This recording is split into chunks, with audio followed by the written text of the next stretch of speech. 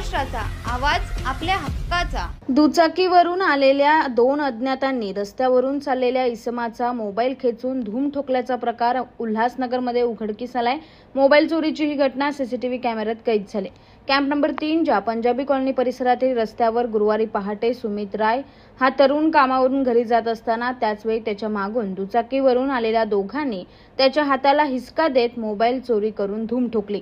दरम्यान या प्रकरणी उल्हासनगरच्या मध्यवर्ती पोलीस ठाण्यात 2 अज्ञातांविरोधात गुन्हा दाखल करून सीसीटीव्हीच्या आधारे आरोपींचा शोध सुरू केलाय। दरम्यान सुमित राय याने काही महिन्यांपूर्वीच लोनवर फोन घेतला होता आणि चोरटे घेऊन पसार झाल्याने त्याच्या जिव्हारी लागला आहे। तुमच्या परिसरातील काही घडामोडी किंवा समस्या असतील तर आमच्या वृत्तवाहिनीला संपर्क करा आणि तसेच सतत अपडेट राहण्यासाठी आमच्या वृत्तवाहिनीला सबस्क्राइब करा आणि बेल आयकॉन दाबायला विसरू नका।